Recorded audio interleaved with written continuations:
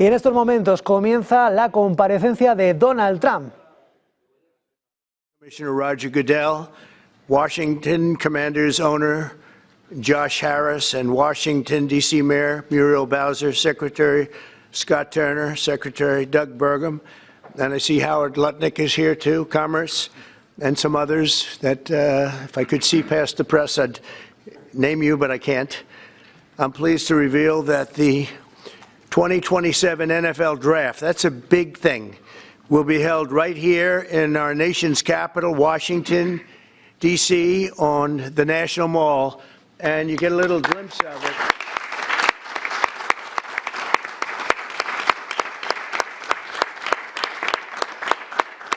I was just saying to Roger, I don't think there's ever been anything like that. That's a good idea. In fact, maybe we could use it for other things also. I have an idea.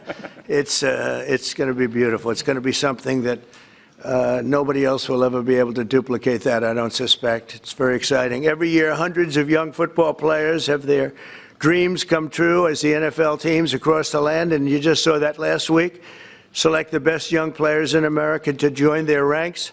Hundreds of thousands of football fans will travel all across our country to cheer them on in person. We expect, would you say, more than 100,000 people, I think. What is the capacity would you think it can hold? Because the mall can actually hold up to 1 million people if you go all the way back. What do you think? Over 3 days, we'll be over 1 million. Oh, yeah, you're going to have boosting local businesses and bringing jobs and tourism to the heart of our capital. The draft is a celebration of one of our country's most cherished cultural institutions and the annual highlights for football fans everywhere. Everyone in the world is going to be watching. We look forward to welcoming people from across the nation, from all over the world. Last month, the Washington Commanders and the D.C. government also announced a major deal to build a brand new 65,000-seat football arena at the site of the RFK Stadium in eastern Capitol Hill, and I don't think there is a better site anywhere in the world than that site. Incredibly exciting. You know, he's a friend of mine. He's a very successful guy. There's a reason for it. It's amazing. It sat there for years, and people were talking about stadiums in 25 different sites. I said, they're not talking about the best site. That's the best site there is. Bringing professional football back into the district from Maryland. And not only are these announcements great for the NFL, but they also advance the mission of making Washington, D.C. safe and clean and beautiful. And we're working very closely with the mayor, as you know, and we've made a lot of improvements in the last few months, and it's getting to look really strong. Crime is way down, and there's a good relationship we have going with Muriel. So I want to thank you very much. And would you like to say a few words? Thank you, Mr. President. The mayor, please. Thank you. Thank you. Well, I'm sorry.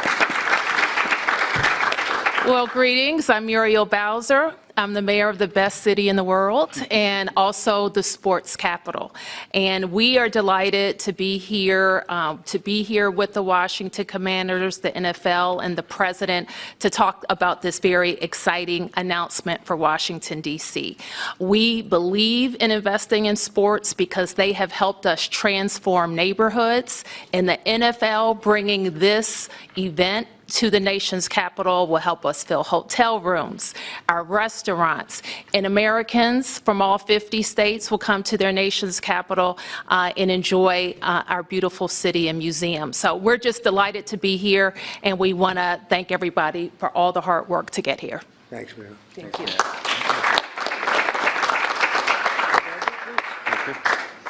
Well, Mr. President, thank you. We're honored to be here in the Oval Office, and to have you announce the 2027 NFL Draft is a special treat. So thank you for your support. Also, thank you for your support in the Commanders' new stadium.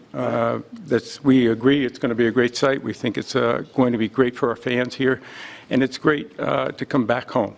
And so we're very excited about that. Josh is leading the way on our behalf, and the mayor, so we thank both of them for that. We also want to thank you because in the first term you helped us get a Canadian trade deal, which we want to make sure we note again and make sure you know. Canada does not like me too much. They gave a great American company a lot of money that you deserved, frankly. So. Thank you.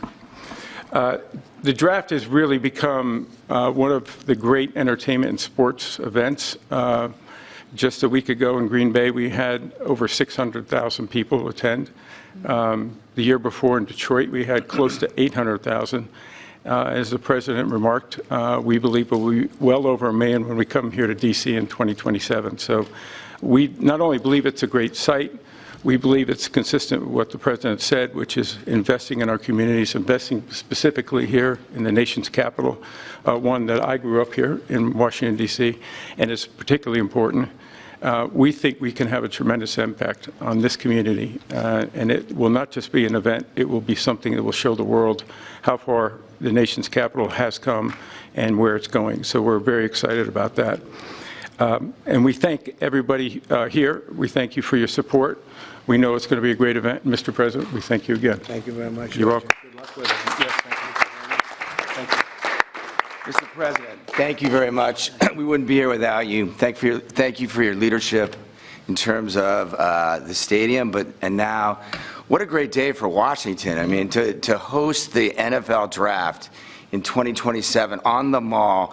I believe we'll get over 1 million people, and it's going to be an amazing day, and it'll showcase what Washington's all about, but it'll also showcase what our country's all about. Washington is the gateway city to our country, and you know, it'll be an amazing day, and we can't wait to get started. And I couldn't have done it without my partners, Roger Goodell, thank you, and Mayor Muriel Bowser. And we're ready to get to work, and I can't imagine RFK coming back. I grew up here. DC used to stop and on Sundays, and everyone would be inside watching football, or everyone would be glued at the stadium. And so we want to bring that back. And football really is as essential to the culture of America. We all love it. We all watch it, and it brings people together.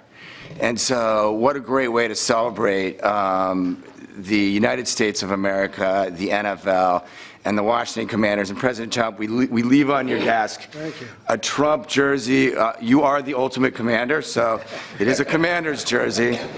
There's no bird on it, but you know, we appreciate you, and thank you for everything you've done, and look forward to the future. Thank you very much. And I have to say that Josh had a very good draft a short while ago. You have a very good quarterback. You do. A great quarterback, I think. Great. Any questions, please, about the stadium or any of it? Yeah, please. Yes. Thank you very much. Yes, thank you so much. About the draft, and I would like to upcome an event that it was already mentioned here, the World Cup. Although United States, the passion here is football. For the World Cup next year, how do you envision, Mr. President, this event here in the United States? It would be fantastic. I worked very hard to get the World Cup. It was, in fact, I think I have the trophy right here, right behind you. Don't have a picture taken with Roger and that trophy, by the way. But no, they brought it in. Johnny, who's a good guy, but he brought that in. That's the actual trophy. It's interesting that you asked that. And it's made at Tiffany's, and they're leaving it here until just before the actual World Cup. Then it goes to the champion. But that's very exciting. We have the Olympics. So we have both of them. I worked very hard in getting both, and I said, you know, I'm not going to be able to be there as president. And then a strange thing happened, and it turned out I became president not for the term that I was supposed to be. I became president while we have the Olympics and the World Cup, and we have something that maybe surpasses everything, the 250th anniversary of our country. So that's going to be great. That's going to be a very big event, a year-long event. So thank you for the question. Very nice question. Yeah, please. Yes. So you've often said you want U.S. to be bigger, better, and stronger.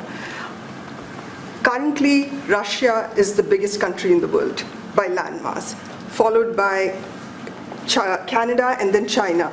So when you say that you want to annex Canada, is it so that it would be the biggest country in the world? No, I never even thought of it that way, although I am a real estate developer at heart. I've never heard that question. Yeah, please, go ahead. Mr. President, will you have to hire more security and police in order to accommodate the 1 million people coming in for the NFL draft? I think that there'll be something, and I know Roger will work it out, and Josh and all of us will work it out. It's such an honor to have that. I think it'll be great for everybody, great for our country. It'll be something very special.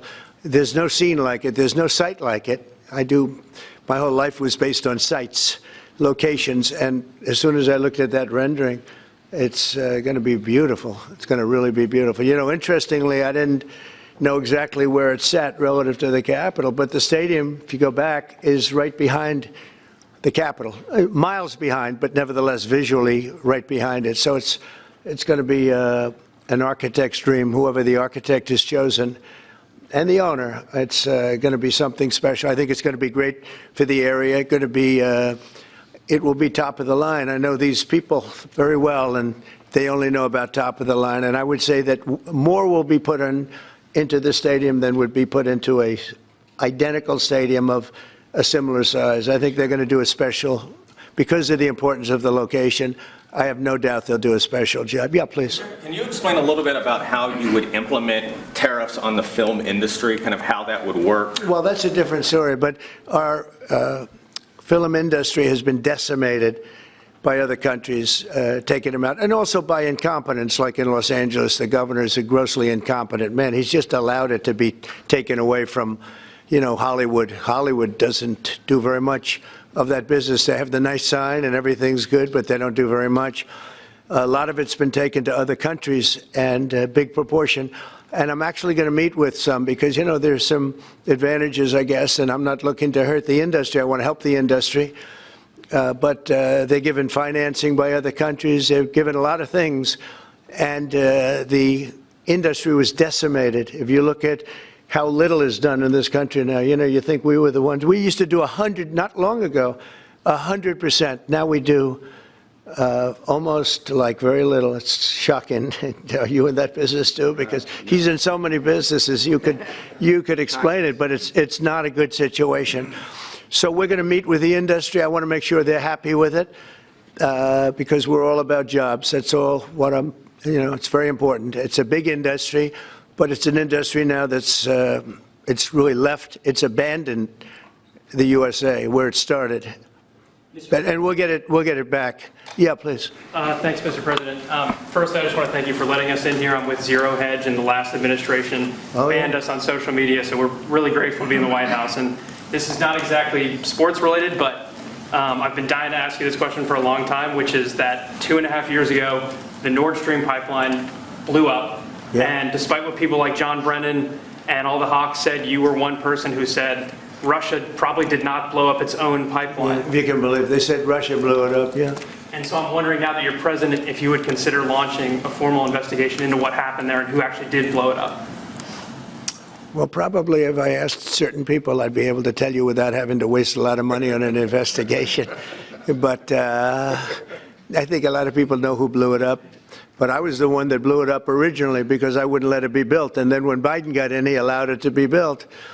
And it's very interesting. But I think Russia, with the price of oil right now, oil's gone down, I think we're in a good position to settle. They want to settle. Ukraine wants to settle. If I weren't president, nobody would be settling. They're losing 5,000 people a day. Think of it. Here we talk about football. They're losing 5,000 people on average a week, mostly Russian soldiers and Ukrainian soldiers, 5,000 a week, not including people that are, you know, killed as missiles go into areas that they shouldn't be. It's a very terrible thing, and I think we've come a long way, and it could be something will happen, but hopefully it will. As you know, President Putin just announced a 3-day ceasefire, which doesn't sound like much, but it's a lot if you knew where we started from, because they were not. We had a president that for 3 years didn't speak to Putin, and it all shouldn't have happened. This is a war that should have never happened, and you're going to be very disappointed when you find out the real number of people that were killed. It's far greater, many times greater, I believe, but far greater than the numbers that you're putting out. It's a very, very deadly, horrible war. Okay? Yes, ma'am. Thank you, Mr. President.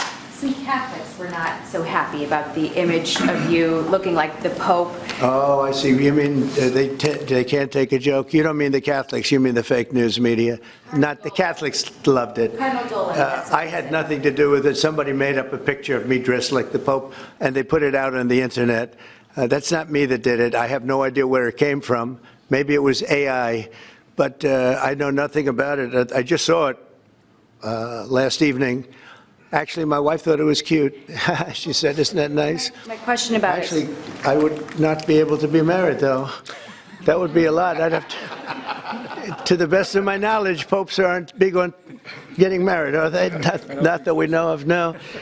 I think it's the fake news media that, they're fakers. My question, though, sir, was about the fact that it was put out on the White House account. Even though it was AI generated, it was a joke, it was a meme. Does it at all diminish the substance of the official White House account to have it go out on that particular channel? Give me a break.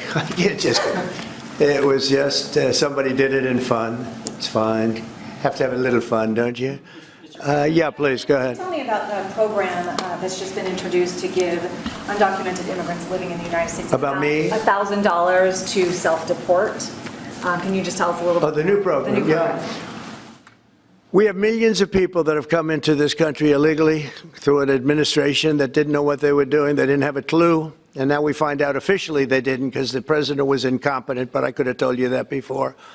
And they've allowed millions and millions of people to pour in. Murderers, drug dealers, the biggest drug dealers in the world, actually, terrorists come in, emptied prisons from many countries, not just South America, all over the world. They emptied their prisons into our beautiful USA. And to get that many people out, 21 million people we think the real number is, but let's say 3 million of them are serious criminals. 11,888 murderers, many of whom murdered more than one person. It's hard to believe we have to even talk about this when we're talking about something so beautiful, but it's something we have to talk about having to do with the country because it's very important. So they came in by the millions illegally into our country. They just flowed in through an open border policy that was insane. And what we've done is we've offered, you know the numbers, but because we're taking them out by the thousands, we're being obstructed. It's very unfair what's happening because the court system it's very unfair. We have to get them out fast. These are bad people. These are people that are killing, and they've already killed many people in this country. Illegal immigrants that came in illegally through an open border policy, which is insane. We talk about common sense. That's not common sense. And they came in from the Congo, all over Africa, all over Asia, all over South America, parts of Europe. They flowed in and just walked right into our country. We had no idea who they were. 21 million at least. That's probably a low number. You hear lower numbers than that? It's not. That's a low number. But many are really serious criminals and terrorists and people from jails. They emptied out jails. Venezuela, their crime is down 72% because they took all the criminals off the streets and the gangs and they dumped them into our country. So we're getting them out. It's a very difficult thing with the courts because the courts have all of a sudden, out of nowhere, they said, maybe you have to have trials. We're going to have 5 million trials. Doesn't work. You wouldn't have a country left. But hopefully the Supreme Court will save it. But what they've done is a very, very serious thing. Past presidents took out hundreds of thousands of people when needed. You look at Eisenhower, you look at many of them, and they took people out and they didn't go through any of this. But what we thought we'd do is a self-deport, where we're going to pay each one a certain amount of money, and we're going to get them a beautiful flight back to where they came from, and they have a period of time. And if they make it, we're going to work with them so that maybe someday, with a little work, they can come back in if they're good people, if they're the kind of people that we want in our company, industrious people that could love our country. And if they're not, they won't. But it will give them a path to becoming, to coming back into the country. If they miss that limit, they're going to be taken out of our country, and they will never get a path to come back in, and it'll be a much tougher process. And it's called self-deportation. And by doing that, you're talking about so many millions of people. By doing that, by the way, we've taken out thousands of terrorists, drug lords. What we've done is amazing, and I'm sure Tom Homan and Christine Ohm have done an incredible job. They really have done an incredible job, but it's a hard job. So we're going to have a self-deportation where they deport themselves out of our country, and we'll work with them, and we're going to try, and if we think they're good, if they have, the people we want in our country, they're going to come back into our country. We'll give them a little easier route. But if they don't work, and if we take them out after the date, then they're never coming back, and that's the least of the problems that they're going to have. Yeah, please. What's your expectation for your meeting with the Canadian Prime Minister tomorrow? I don't know. He's coming to see me. I'm not sure what he wants to see me about, but I guess he wants to make a deal. Everybody does. They all want to make a deal because we have something that they all want. We have something that they all want. China wants to make a deal very badly. You see what's happening to China? China is being decimated, and I don't want that to happen. But they have to make a fair deal. We were losing hundreds of billions of dollars a year. We were losing think of it, on our trade policies with Biden. We're losing $5 billion a day. I think Josh, as a great businessman, would not let that happen too long, right? How many groups could lose $5 billion a day? If you lose $5 billion one day, that's the end of that company, right? You're fired. He says, you're fired. Get out of here. So we essentially did that, and we have it down to a very low number. We're doing really well, really well. Yeah. How did you decide to reopen Alcatraz? Can you walk us through that decision? Did I say what? To reopen Alcatraz. How will you use it? How did you come up with the idea? Well, I guess I was supposed to be a movie maker. We started with the movie making, and we'll end. I mean, it represents something very strong, very powerful in terms of law and order. Our country needs law and order. Alcatraz is, I would say, the ultimate, right? Alcatraz, Sing Sing and Alcatraz, the movies. But it's right now a museum, believe it or not. A lot of people go there. It housed the most violent criminals in the world, and nobody ever escaped. One person almost got there, but they, as you know the story, they found his clothing rather badly ripped up, and it was a lot of shark bites, a lot of problems. Nobody's ever escaped from Alcatraz, and just represented something strong having to do with law and order. We need law and order in this country, and so we're going to look at it. Some of the people up here are going to be working very hard on that, and we had a little conversation. I think it's going to be very interesting. We'll see if we can bring it back in large form, add a lot. But I think it represents something. Right now it's a big hulk that's sitting there rusting and rotting. You look at it, it's sort of, you saw that picture that was put out, it's sort of amazing. But it sort of represents something that's both horrible and beautiful and strong and miserable, weak. It's got a lot of qualities that are interesting, and I think they make a point. Okay, are you guys okay? I want to just say that it's such an honor to be up here with my friends, because this is a group of people that have done an amazing job, and all we can do, Muriel and I, is give them the greatest sight there is, I think, that I've ever seen for something like this. And I did very well in the real estate business. I think this is the greatest site there is anywhere in the world for exactly what you guys are doing. And we'll work with you. We've got a lot of work to do to get it going, but we'll work with you and we'll try and make the dream come true. And I want to thank you all very much for being here. Thank you. Thank you very much.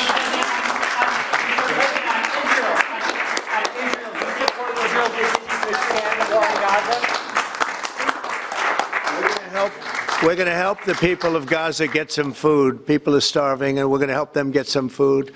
A lot of people are making it very, very bad. If you look, Hamas is making it impossible because they're taking everything that's brought in. But we're going to help the people of Gaza because they're being treated very badly by Hamas. Thank you very much. Thank you, President.